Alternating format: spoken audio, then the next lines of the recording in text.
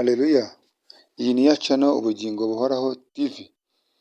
Iyi channel igamije kubagezaho ubutumwa bw'ukuntu umuntu w'Imana agomba kubaho muri iyi si, agatunganyirizwa kuzabona ubugingo buhoraho bw'iteka ryose. Inzira byacamo byose, ikiguzi byamusaba cyose, akabigeraho akazabona ubuzima bw'igiciro cyinshi. Akazongera kwambika umubiri udapfa. Haleluya! Maze igihe kinini mpatwa n'umwuka w'Imana ugomba ko gutangiza iyi channel. Maze igihe iminsi nayifunguye ariko nkabura imbaraga zo kuyikoresha. Ariko byabaye ngombwa ko nkoresha inzira zishoboka zose zatuma iyi channel itangira uvuga ubutumwa buheruka ku bantu benshi babukeneye. Ubu tugeze mu gihe cyo kumva ijambo ry'Imana. Umuntu wese akizigamira akamenya ibyo agomba kumenya, tukaba mu isi tugakora nk'uko abandi bakora, ntawe turi kwigisha ngo Yesu araje, ariko turi kwigisha ngo abantu bakizwe. Kuko ntawe uzi umunsi cyangwa igihe tuzagira umuntu ugwa mu mutego ngo araza ejo, ngo araza ejo bundi. Ntawamenya igihe azazira, ariko azaza igihe ashakiye. Ivyo byaba vuba canke ntibibe vuba, ariko icya mbere ni uguhora witeguye. Dore turi mu minsi mibi, iminsi irimo ibiza byinshi. Umuntu ashobora gupfa mu buryo butunguranye kubera ibiza, intambara, indwara, ibyorezo, ibintu bitandukanye, ibitingito n'ibindi byinshi byitwa ngo ni ibiza. Niyo mpamvu rero tugiye kurebera hamwe ikintu cyitwa ngo igiti cy'umutini. Tugiye kuza kubirebera mu ndimi eshatu. Turagiye guhera mu Kinyarwanda, twigizeho Igifaransa, twigizeho Icyongereza. Ubwo turi gutangira n'Ikinyarwanda. Yesu ava mu giti cy'umutini aravuga ati iki giti rwose nta kintu gishobora kuvaho. Byari bibabaje cyane pe, ntabwo byumvikana. Turebe uburyo yakivumye. Turaza gusoma n'isomo rya kabiri riboneka muri Luka, naryo rivuga ukuntu yateye umutini agasanga nta mbuto zihari. Tugiye dusoma Matayo 21:19. Yesu ava mu giti cyitwa umutini, abona umutini iruhande rw'inzira, arawegera asanga utariho imbuto keretse ibibabi gusa. Arawubwira ati, ntukere imbuto iteka ryose, muri ako kanya uruma.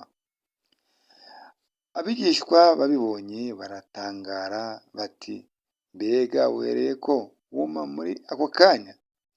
Yesu arabasubiza ati, ndababwira ukuri yuko mufite kwizera mudashidikanya, mutakora nk'iby'umutini gusa, ahubwo mwabwira n'uyu musozi muti, shinguka utabwe mu nyanja, byabaho.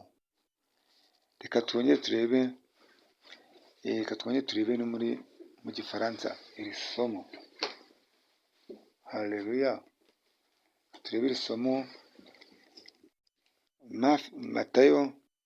Matthieu chapitre 21 verset 19.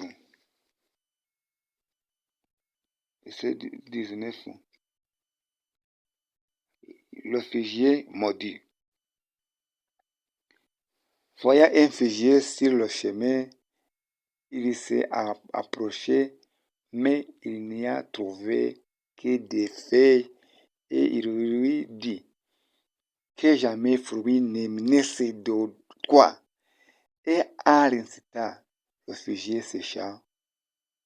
Les disciples qui vivaient cela furent étonnés et dirent, comment ce figuier est-il devenu sec? À un instant, Jésus leur répondit, je vous le dis en vérité, si vous aviez de la foi et que vous ne doutiez point, non seulement vous feriez ce qui a été fait à ce figuier, mais quand vous diriez à cette montagne, ôte-toi de là et jetez-toi dans la mer, cela se fera. la parole de Dieu, c'est le Créateur.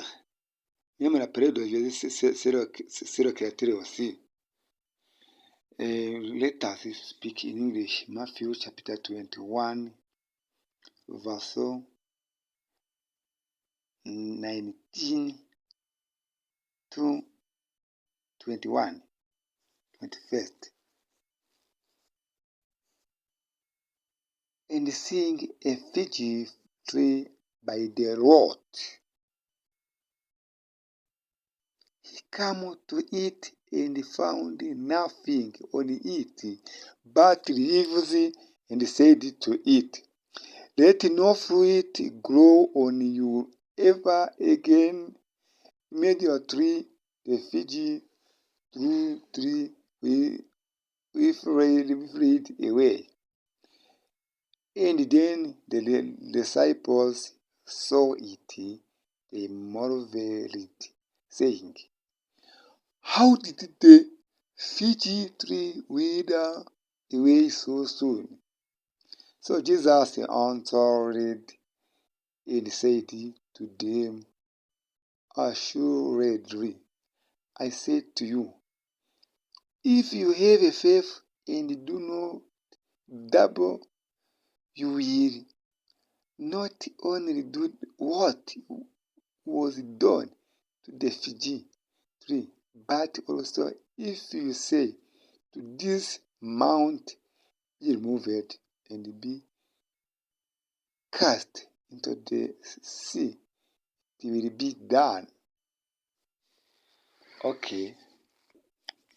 Uwo mutima kivuga cyo wahise uwuma da biba birarangiye pe.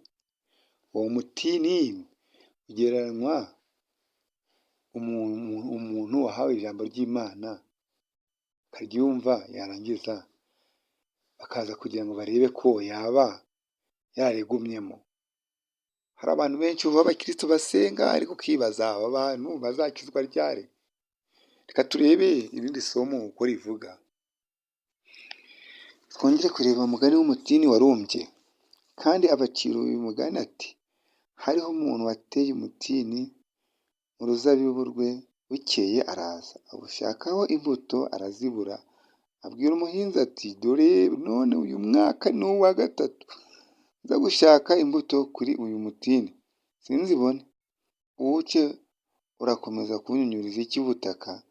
Nawe aramusubiza ati, databuja uwureke uyu mwaka, nawo muhingire mufumbire hari, hanyuma wakwera imbuto, icyakora nutera uzawuce. Yarawutewe ugera igihe cyo kwera, umwaka wa mbere ugeze igihe cyo kwera araza awushakaho imbuto arawubura, umwaka wa kabiri arawubura, umwaka wa gatatu arawubura, ati uzongeraho undi mwaka wa kane hari. Agerageza umwaka wa kane awutegereje azahita awutema. Ubwo niko n'abantu bizagenda, izatugerageza igihe ivuga iti umwaka wa nyuma, igihe cya nyuma kirageze cyo kukugerageza. Dusome mu gifaransa muri Luka, Luc chapitre 13 verset 16 jusqu'à 9. Parabole du figuier stérile. Il dit aussi cette parabole. Un homme avait un figuier planté dans sa vigne. Il vit pour y chercher du fruit et il ne trouvait point. Alors il dit au vigneron, voilà 3 ans que je viens chercher du fruit à ce figuier et je n'en trouvé point. Coupez-le. Pourquoi occuperont-ils la terre inutilement? Le vigneron lui répondit, Seigneur, laissez-le encore cette année. Je creuserai tout autour, il y mettrai du figuier. Peut-être à l'avenir devenez-il du fruit, sinon tu le couperai. L'arbre qui ne trouve pas du fruit, on va le couper. C'est comme les hommes. Même les hommes aussi, Dieu va dire il y a longtemps. Maintenant, le temps est déjà terminé. A fig tree planted in his vineyard. He also spoke this parable. A certain man had a fig tree planted in his vineyard, and he came seeking fruit on it, and found none. Then he said to the keeper of his vineyard, look, for 3 years I have come seeking fruit on this fig tree, and found none. Cut it down. Why does it use up the ground? But he answered and said to him, Sir, let it alone this year also until I dig around it and fertilize it, and it is bears fruit. Well, but if not, after that you can cut it down.